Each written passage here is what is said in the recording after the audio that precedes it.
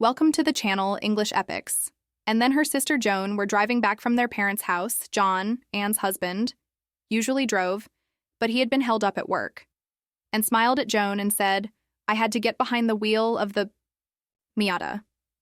Joan shook her head and said, "And where would we have put all our stuff?" and loved her convertible Miata. She had named the car Mary, and she'd been inseparable from it for 12 years. The car had been a gift from her parents for both her 18th birthday and her high school graduation, and looked at Joan and said, "John and I always take only the bare essentials with us." At the traditional family gathering, everyone asked about John. Anne's father was especially disappointed that John couldn't come. Anne and Joan were 2 of 5 daughters. Their father had no sons. And yet no one ever knew which daughter was his favorite. But there was no doubt about who his favorite son-in-law was. John called and apologized, promising to visit them soon. John was tall, dark-haired, well-tanned, and handsome.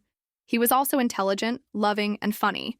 He worked at a distribution center for an international company in Fredericksburg, Virginia. They had been together since 9th grade. John and Anne went to colleges that were 200 miles apart, but they still stayed together.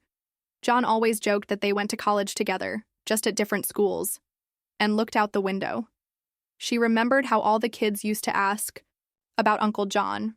John loved children, and they loved him. He was their favorite playmate at every family gathering. Joan glanced at her sister. She sensed something was bothering her. Finally, she said, "Okay, let's get it out. What's going on with you?" and kept looking out the window. Joan turned her attention elsewhere for a few minutes, but then spoke again. "You'll feel better if you talk to someone about what's bothering you. You know you can tell me anything." And lowered her head and said, "I'm having an affair." Joan was stunned and fell silent. When she regained her composure, she asked, "You're cheating on John." "Oh God, Anne, why?" And looked up with tears in her eyes and said, "I don't even know why myself." Joan reached out to take her sister's hand. "Tell me everything," she urged, and replied, "It started 6 months ago, right after our family gathering. It's David Stevens from my office. He'd been flirting with me for a couple of years, and one day I just said yes." Joan asked for clarification. "Is this the same David Stevens I met at one of your picnics last year? The same David Stevens you warned me to stay away from? The man you call the creep who chases every skirt in the building?" "Yes," and said, "I thought I'd be safe with someone like him. I believe there was no way I could ever fall for a guy like that." Joan asked, "But did you fall for him?" and shook her head and said, "No, of course not. I used to think he was a jerk. Now I know it for sure. I ended it with him on Friday over lunch." Joan looked at her sister. "Was that lunch in a hotel room?" and shot Joan an angry look and said, "No, no, and no, it was in a restaurant." Joan asked, "So you slept with him even though you didn't like him?" "That makes no sense, Anne. I have to ask again. Why?" And hesitated, then replied, "I think I got scared when I saw John playing with the kids 6 months ago. We had just started, seriously talking about having children of our own. The house is nearly paid off. Our cars are paid off. We have no credit card debt. Joan, we've got nearly $20,000 in a college fund for children who don't even exist yet. We were planning to really start trying once we both turned 30. John just turned 30. I'll be 30 in 2 months." Joan asked, "You don't want kids?" and replied, "I always thought I wanted kids. But now, I'm scared. I'm afraid to become a mother. I'm afraid of losing us, John and me. I'm afraid of losing myself. I love my job. I was supposed to go off the pill 6 months ago." "Anne, does John know all of this?" Joan asked, and shook her head sadly. Then Joan asked another question. "So you didn't go off the pill?" and said quietly, "At first, I just didn't want to stop taking them. Then, once I started seeing David, I had to stay on them. I couldn't risk getting pregnant by him." Joan became angry. "You slept with him without protection. You know his history. How could you not think about that?" Anne, now crying, said, "He doesn't like using protection, and I don't like it either." Joan said to her sister, "John thinks you've been off birth control for 6 months. You need to stop this madness." You need to tell John everything and beg for his forgiveness that he loves you, Anne. He might forgive you, but only if you're honest and open with him, you know, John. A secret like this will destroy your relationship. Anne replied, No, Joan. I could never tell him. Do you remember Bob and Carol Wilson? Joan nodded and continued. Bob had an affair with someone from work. Carol found out, and ever since then, their lives have been a living hell. John and I talked about Bob's infidelity several times. He just couldn't understand how someone who's in love could cheat. I tried to defend Bob that I told John that if they really loved each other, they could save their marriage, that I said. They could piece their mosaic back together, that maybe the affair could even make their bond stronger in the end. But, Joan, I can say for certain, John doesn't see it that way. Joan kept listening to her sister. She realized and was just digging herself into a deeper and deeper hole. Then she asked, Tell me about David the jerk, Stevens, that I just can't believe sex with him could be that unpleasant. Anne replied, Sex with David, it was okay. He's aggressive in bed. But with David, everything was always rushed, and we never really had much time to meet up. With John, everything was so much better, it had always been wonderful.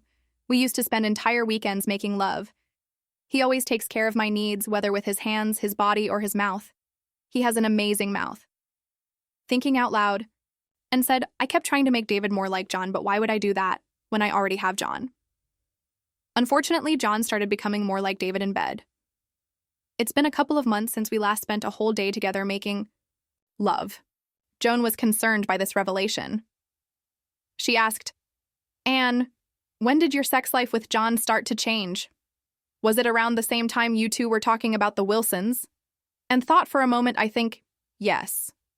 Joan observed that John doesn't like gossip, but it seems to me he's been trying to get you to end your affair during the first 3 months, and for the last 3 months, you've been defending it. The realization struck Anne. Oh God, no. Does he know?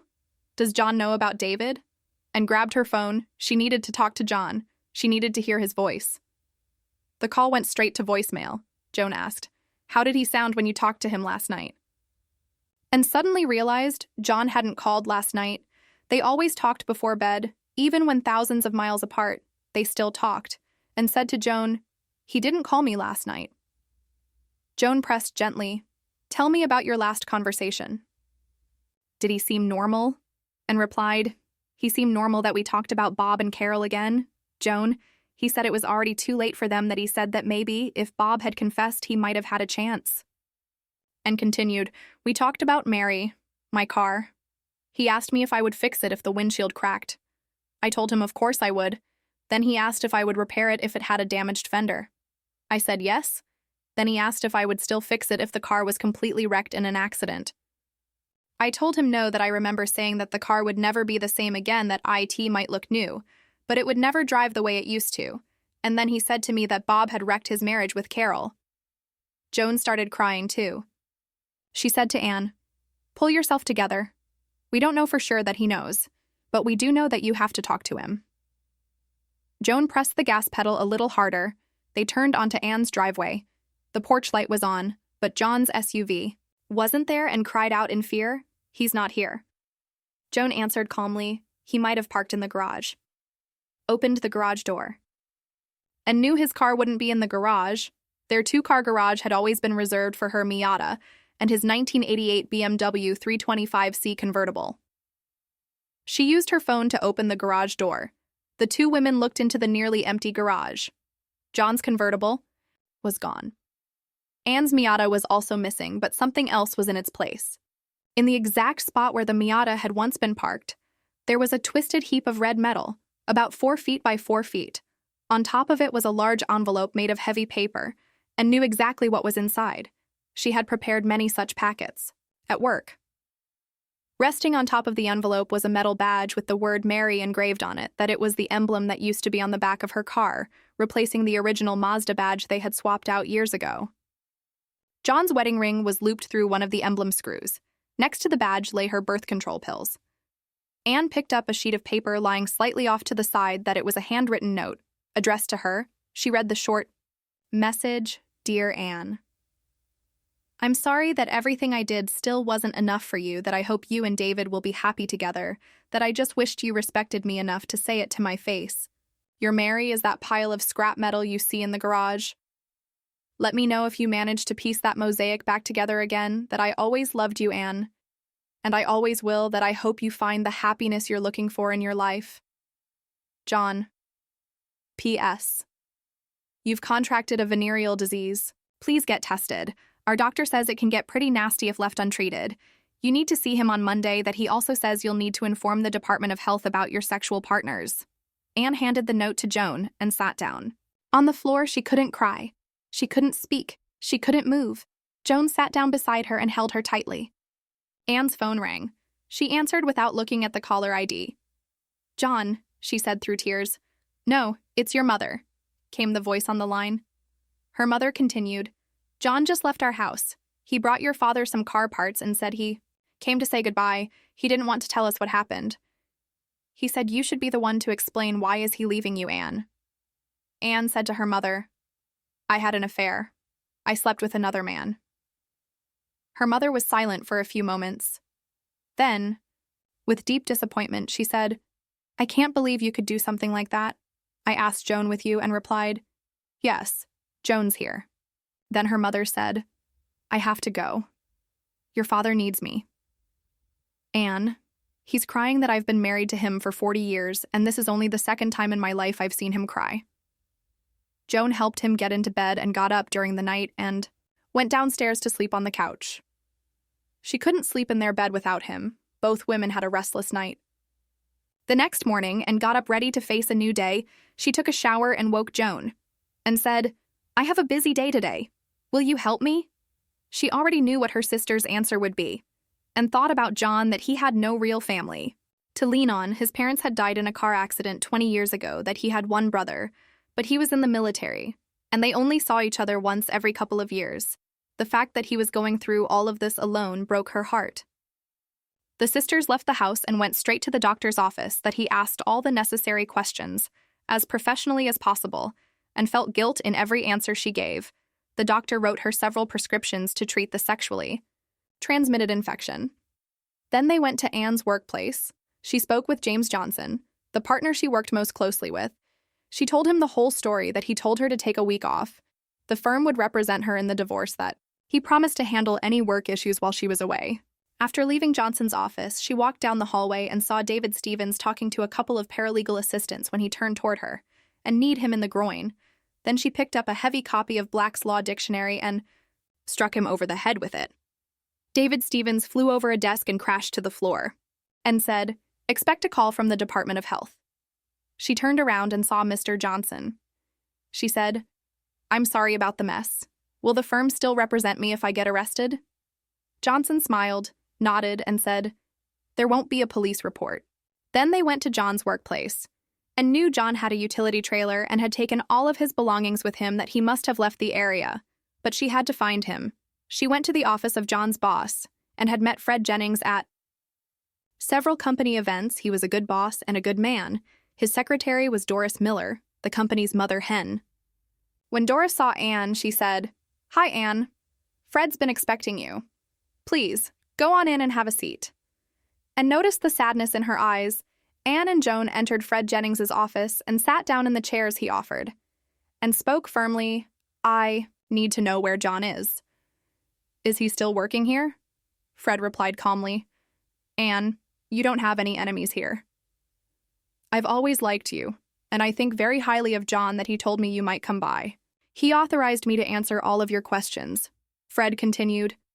John has transferred to Charleston, Scotland. He's the new Southeast Regional Manager.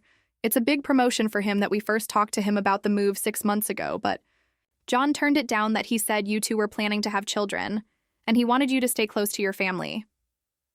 He also knew that the new position would require a lot more of his time. Then, about 2 months ago, he asked me if the position was still available, that he said the salary increase would allow you to leave your job. He also thought that the two of might want a change of scenery. Fred paused and looked at Anne.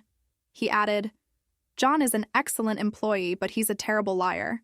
He told me what's really been going on between you two. I had hoped you'd move together, and I'm truly sorry it didn't work out. John isn't scheduled to report to the new office until next Monday. I can give you the address and phone number of our branch office there, but I don't know where he's staying in Charleston." Anne stood up and reached for Fred's hand. She said, "Thank you, Mr. Jennings." Fred replied, "Good luck, Anne. We're all wishing you the very best in the future." The sisters went to have lunch at a small diner down the street from her office. As they ate, Anne could feel the eyes of several members of the legal community on her. She knew there would be plenty of gossip and rumors, but now she no longer cared and said to her sister, "He gave me every chance, didn't he? He practically begged me. Why didn't he just say something? Why didn't he ask me to stop?" Joan looked at her sister and asked, "Did you ever give him any sign that you would stop?" They finished their meal and returned to the law firm. Deborah Maiden, the firm's top divorce attorney, had been assigned to Anne's case. Deborah read the divorce petition and the proposed property settlement. She looked at Anne and said, "This property agreement is extremely favorable for you.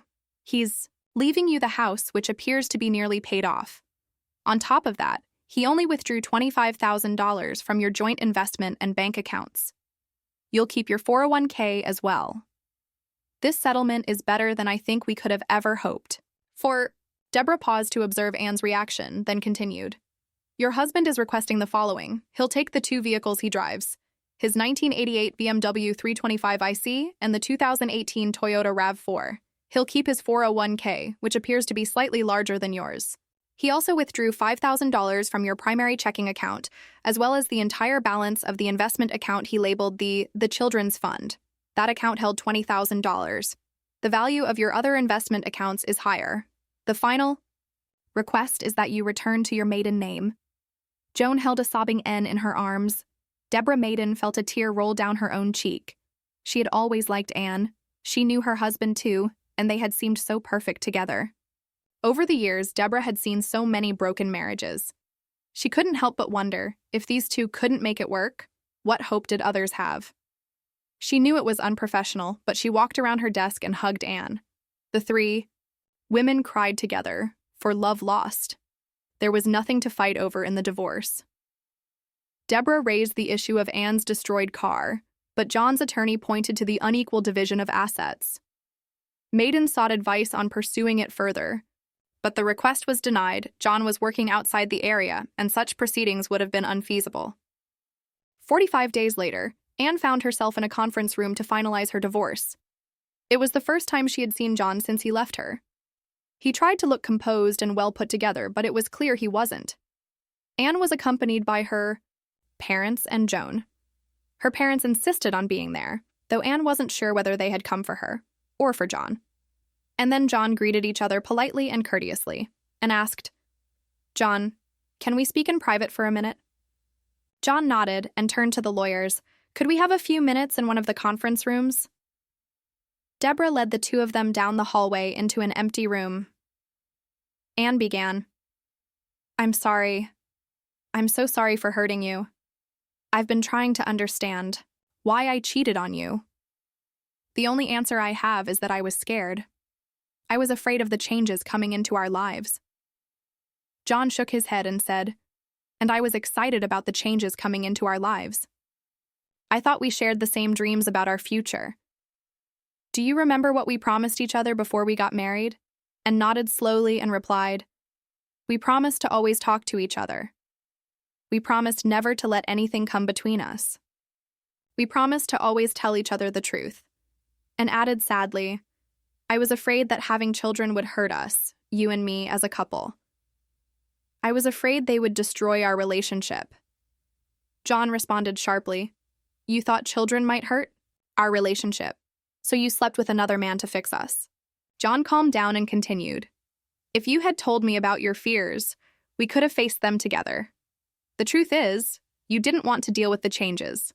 You did the one thing you knew would end our marriage, and said, 'You should know that David was never a threat to our marriage.'" John looked at Anne and replied, "I know he wasn't the threat. You were. I'm just sorry I couldn't save us from you." She knew he was telling the truth. There was nothing left to say, and walked over to John and hugged him. John returned the embrace, and the two former lovers held each other for a few quiet moments. Then they left the room and returned to their lawyers and family. The papers were signed quickly.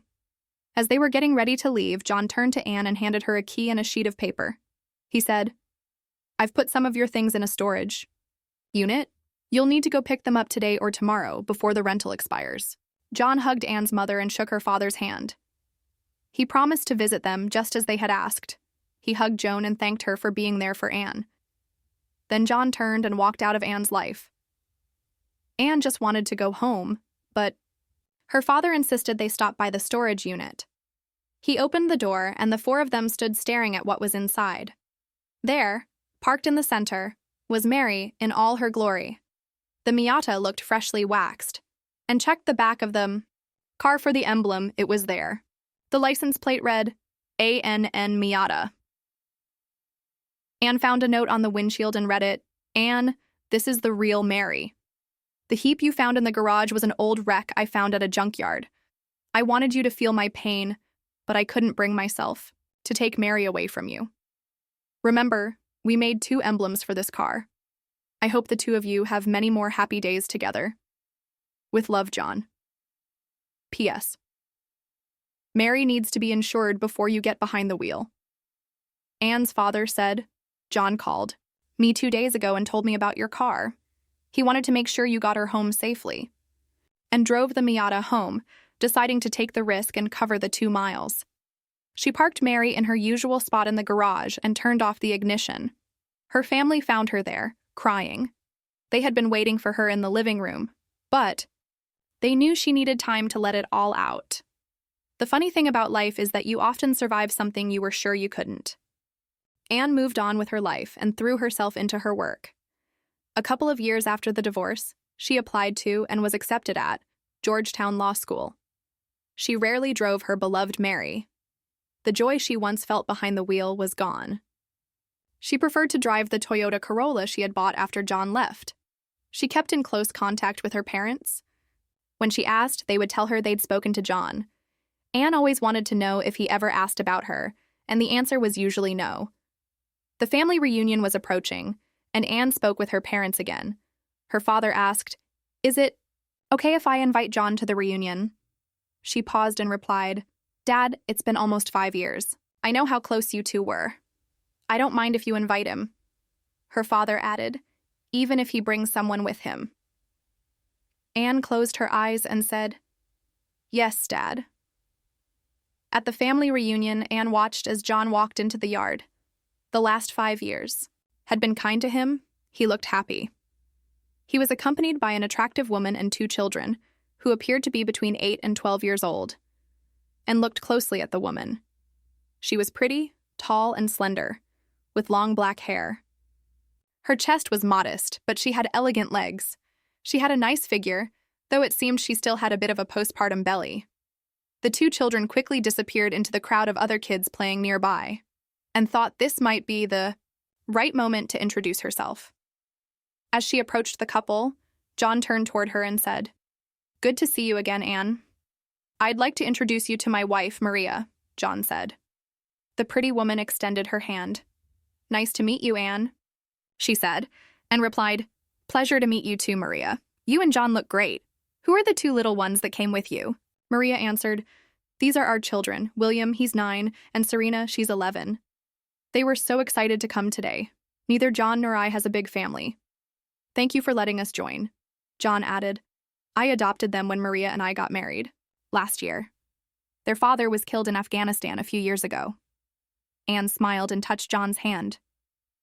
"I know you always wanted children. I'm happy for you, both of you." Maria asked John to go check on the kids and bring her a plate of food. John looked at Anne and asked, "Can I bring you anything?" Anne shook her head and sat down next to Maria. Maria said, "I'm sorry for sending John away, but I've always wanted to meet you. He's told me so much about you." She touched Anne's hand. "He said wonderful things, Anne. He was so in love with you. For a long time, I was jealous of you." "And now?" Anne asked. Maria smiled at Anne and replied, "My jealousy turned into anger when he told me how the 2 of you separated. I was angry because you hurt him. But then it turned into sadness when I realized the emptiness you left behind in him. He's the most wonderful man I've ever met. But I know that once, he was even better. I tried to piece the mosaic back together and replied, I'm truly sorry. You can't imagine how much I wish I could undo what I did. But it looks like you've done a great job with him. Maria shook her head. No work, Anne, she said. I failed. I tried to help him, but I wasn't the one who saved John. Your father helped him the most. He always treated John like his own son. But the real credit goes to William and Serena. The more time he spent with them, the more he came back to life. Children won't let you hide inside yourself. Maria placed Anne's hand gently on her stomach. He's going to be a wonderful father to our next child, she said, then added before Anne could ask, I'm 4 months pregnant.